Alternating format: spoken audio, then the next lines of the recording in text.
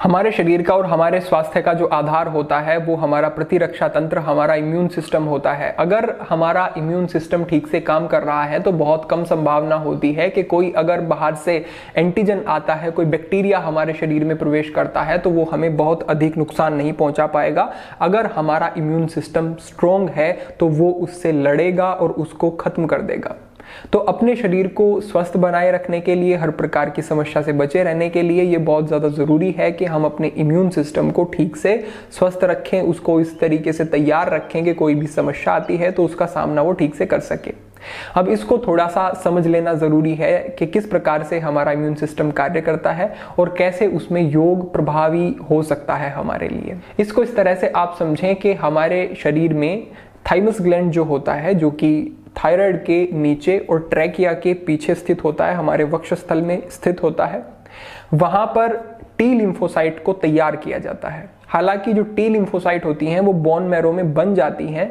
Bone marrow में T lymphocyte और B lymphocyte बनती हैं। बोन मैरो क्या है? जो हमारी बोन के बीच में एक फ्लूइड जैसा पाया जाता है, उससे टी लिम्फोसाइट और बी लिम्फोसाइट बनती हैं। लेकिन जो बी लिम्फोसाइट है वो तो वहीं पे मैच्योर हो जाती है, लेकिन टी लिम्फोसाइट, अब यहाँ पे जो टी है वो थाइमस ग्लैंड से संबंधित है। वो जो टी लिम्फोसाइट है वो ब्लड के माध्यम से आकर के थाइमस ग्लैंड तक पहुंचती हैं और यहाँ पे आने के बाद उनको तैयार किया जाता है। आप ऐसे समझ सकते हैं जैसे कि एक बच्चा जन्म लेता है, वो थोड़ा बड़ा होता है, उसको स्कूल में भेजा जाता है और स्कूल में उसे बहुत सारे व्यवहार सिखाए जाते हैं, उसको तैयार किया जाता है, उसको प्रशिक्षित किया जाता है। तो जो प्रशिक्षण होता है वो होता है थाइमस ग्लैंड में टी लिम्फोसाइट का। तो अगर हमारा थाइमस ग्लैंड ठीक से काम कर रहा है तो फिर समझें कि हमारा इम्यून सिस्टम अच्छा रहता है। तो इसमें और भी कुछ चीजें होती हैं ऐसी जो कि बहुत ज्यादा जरूरी हैं, उनका ठीक रहना, स्वस्थ बने रहना, जैसे कि लिम्फ नोड, जैसे कि स्प्लीन, जैसे कि थाइमस ग्लैंड हो ही गया, और बोन मैरो, ये अगर सही तरीके से काम कर रही हैं तो हमारा जो इम्यून सिस्टम है वो ठीक से काम करता रहता है। इसको इस तरह से समझें कि जैसे एक घर के सामने एक चौकीदार बैठा रहता है, उसका यही कार्य होता है कि बाहर से कोई भी ऐसा तत्व आ रहा है, बाहर से कोई भी ऐसा व्यक्ति आ रहा है जो कि उस परिवार के लिए ठीक नहीं है, वो उसे बाहर ही रोकता है। इसी तरीके से अगर कोई ऐसा एंटीजन, कोई ऐसा वायरस, कोई ऐसी गलत चीज जो शरीर के लिए ठीक नहीं है वो हमारे शरीर में आ रही है तो हमारा इम्यून सिस्टम एक्टिवेट हो जाता है। अब जो बाहर से वायरस आता है वो बहुत बड़ी संख्या में आता है तो हमारा इम्यून सिस्टम उसे बहुत ज्यादा संजीदगी से लेता है और उस पे एकदम से काम करना शुरू कर देता है और फिर पूरे शरीर में एक सिस्टम तैयार होता है। एकदम से पूरे शरीर में वो इंफॉर्मेशन पहुंच जाती है कि कुछ ऐसा आया है जो कि खत्म होना, जिसको खत्म करना बहुत जरूरी है, और वहां पर WBC, व्हाइट ब्लड सेल, अपना कार्य करना शुरू कर देती है। लेकिन वो तभी जब हमारी ये प्रणाली ठीक से काम कर रही है। तो हमें इन सब संस्थानों को ठीक से बनाए रखना है और इन पर ठीक से प्रभाव डालना है योग के माध्यम से। लेकिन इसके लिए ये समझ लेना बहुत जरूरी है कि आसन को उस स्थिति में जाकर के, जो कि उसकी एक विशेष स्थिति है, वैसे किया जाए, वैसे उसमें जो एक निश्चित समय है उस तक रुका जाए और वहां पर वो अनुभव किया जाए कि अब मेरे शरीर में ये परिवर्तन हो रहा है और अब मैं वहां पर टारगेट कर रहा हूं, अपने थाइमस ग्लैंड को ठीक कर रहा हूं, या फिर मैं अपने जो लिम्फ नोड्स हैं उन तक एक ऊर्जा का संचार कर रहा हूं पूरे शरीर में।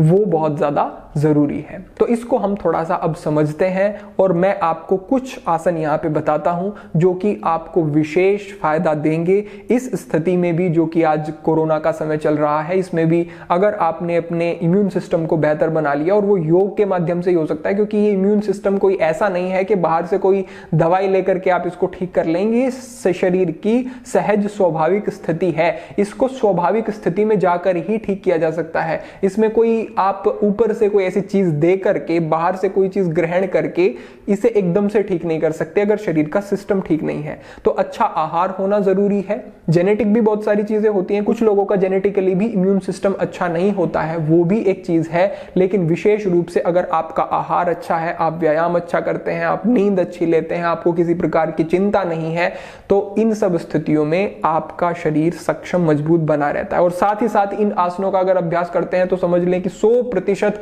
आपको विशेष उसके लाभ मिलने वाले हैं। लेकिन ठीक तरीके से, बारीकी से समझे इन चीजों को। तो अब शुरू करते हैं अपने इस आज के क्रम को। सबसे पहले आपको इस प्रकार से वज्रासन में बैठ जाना है। वज्रासन में बैठने मात्र से भी आपको लाभ प्राप्त होते हैं। इसको भी आप थोड़ी देर तक अवश्य करें। कुछ समय तक वज्रासन में इस तरीके से बैठना आपके पाचन के लिए भी अच्छा है, और अगर आपका डाइजेशन ही ठीक नहीं होगा तो फिर आप किसी भी तरीके से उस विषाक्तता को कम नहीं कर सकते हैं शरीर में, क्योंकि भोजन शरीर में जा रहा है और वो सही से डाइजेस्ट नहीं हो रहा है तो वो अच्छे से काम फिर नहीं हो पाएगा। तो इस स्थिति में बैठने से आपका डाइजेशन इंप्रूव होगा, आपका जो रिप्रोडक्टिव सिस्टम है उस पर अच्छा प्रभाव पड़ता है। पेल्विक आपका अगर स्टिफ है, अगर आपके घुटनों में समस्या स्टिफनेस रहती है तो उसको भी ठीक करेगा, और अगर आपको बहुत ज्यादा समस्या होती है वज्रासन में बैठने में तो आप ऐसा कर सकते हैं। मैं एक उदाहरण के तौर पर बताता हूं कि इस तरीके से कोई भी एक आप तकिया ले सकते हैं, इस तरीके का कोई एक कपड़ा फोल्ड कर सकते हैं, जितनी भी जरूरत आप अपनी जंघाओं के और पिंडलियों के बीच में इस तरह से रख सकते हैं, इससे भी आपको सहायता मिलेगी। तो इसमें कुछ समय रुकने के बाद आपको यहीं से दूसरा आसन करना है, ये महत्वपूर्ण है। अगर आप इसको नहीं कर पाते हैं तो इसके विकल्प के रूप में आप उष्ट्रासन करेंगे, जो कि मैं अभी आगे बताने वाला हूं। लेकिन आपको करना क्या है, आपको इसी स्थिति में बैठे रहना है और धीरे धीरे से अपने हाथों को पीछे ले जाना है।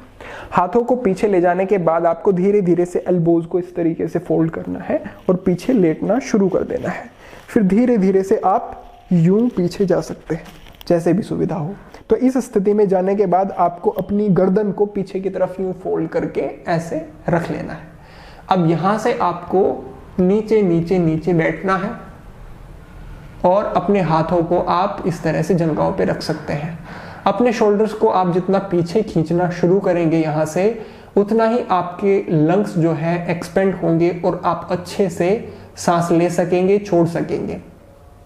इस स्थिति में आप आराम से कुछ समय तक रुकें। कुछ समय रुकने के बाद फिर से आप अपनी गर्दन को पीछे की तरफ रखेंगे और धीरे धीरे आप इस आसन से वापस आ सकते हैं। इस स्थिति में आने के बाद आप देख सकते हैं कि जैसे ही हम उस स्थिति में गए और गर्दन को हमने पीछे की तरफ किया और हमने अपने शोल्डर्स को इस तरह से खींचा तो हमारे लंग्स एक्सपेंड होंगे और हमारी जो ब्रीथ है वो भी डीप हो जाएगी, हम गहरा सांस ले सकेंगे।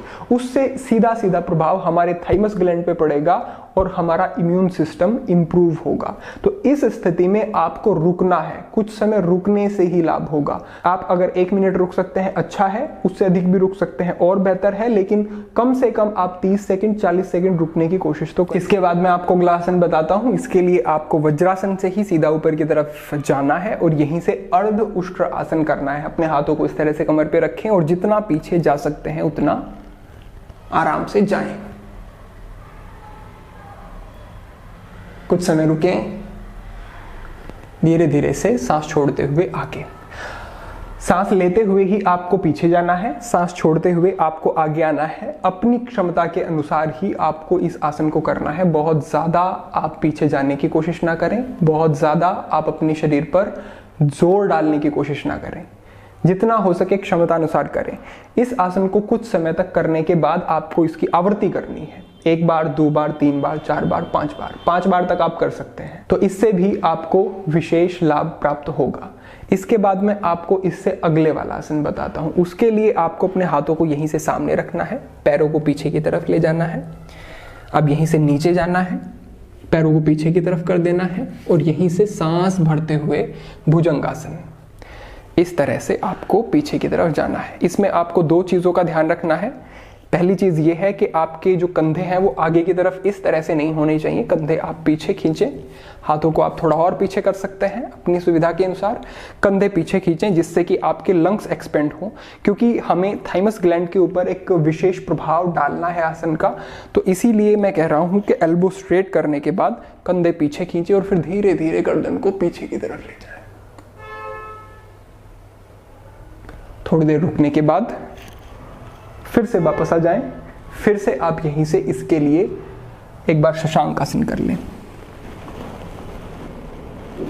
शशांक आसन में कुछ समय रुकें, फिर से अपने हाथों को थोड़ा सा आगे, फिर से भुजंगासन में इस तरह से आप जा सकते हैं। कंधे पीछे खींचें, गर्दन को पीछे खींचें।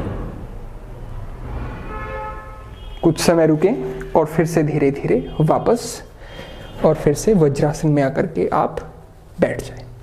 इस तरह से आपने देखा कि सबसे पहला जो हमने आसन किया वो हमने शुप्त वज्रासन किया। शुप्त वज्रासन में भी आपके लंग्स एक्सपेंड हो रहे हैं, रिब गेज आपका खुल रहा है, शोल्डर आपके पीछे की तरफ जा रहे हैं, डीप ब्रीथिंग आप उस आसन में जाने के बाद कर रहे हैं, तो उससे सीधा प्रभाव थाइमस ग्लैंड पे आता है और उससे हमारी इम्यूनिटी इंप्रूव होती है। पेट के ऊपर भी एक अच्छा प्रभाव पड़ता है जिससे कि स्प्लिन इफेक्ट होता है और स्प्लिन पर सकारात्मक प्रभाव पड़ने से भी इम्यूनिटी इंप्रूव होगी। उसके बाद हमने उष्ट्रासन किया, उससे भी सीधा सीधा प्रभाव हमारे थाइमस ग्लैंड पे भी गया और हमारे स्टमक पे भी गया, पेट पे भी गया। उसके बाद हमने भुजंगासन और शशांकासन किया। ये दोनों आसन भी विशेष रूप से आपके लिए महत्वपूर्ण है, तो इन आसनों का केवल आप अभ्यास करें। अभी के लिए यही आसन बता रहा हूं, लेकिन इन आसनों को भी अगर चक्र किए इनके 4 या 5 बार और हर एक बार में कुछ ना कुछ समय आप इसमें रुके, थोड़ा थोड़ा समय को आपने बढ़ाया, तो निश्चित रूप से 100% आपको उसके लाभ मिलेंगे। तो आप समझ लें, सबसे पहले आपको वज्रासन करना है, वज्रासन के बाद आपको शुप्त वज्रासन करना है, शुप्त वज्रासन के बाद आपको अर्ध उष्ट्रासन, अर्ध उष्ट्रासन के बाद आपको भुजंगासन और भुजंगासन से शशांकासन में जाना है और इसको क्रम को बनाना है 3 बार 4 बार इन्हीं आसनों की आवृत्ति को बनाएं। तो इतना मात्र करने से आपको विशेष लाभ प्राप्त होंगे। आप कपालभाति प्राणायाम को हिस्सा अपने इस व्यायाम के क्रम का जरूर बनाएं। कपालभाति प्राणायाम के लिए आप किसी भी शांत स्थान पर बैठ जाएं। किस आसन में बैठना है उसकी वीडियो आपको डिस्क्रिप्शन में प्राप्त हो जाएगी। सिद्धासन की वीडियो पहले से बनी हुई है, स्वस्तिकासन की वीडियो पहले से बनी हुई है, आप सुखासन में भी बैठ सकते हैं। और ध्यान रहे, अच्छे एकांत स्थान पर बैठने के बाद आप पूरी अपने एक प्रेशर के साथ, एक स्ट्रोक के साथ अपनी सांस को बाहर निकालेंगे और उसके साथ साथ आप जैसे जैसे आपकी सांस बाहर आ रही है वैसे वैसे आपका पेट अंदर जाएगा। इस तरह से आप इस क्रम को करेंगे।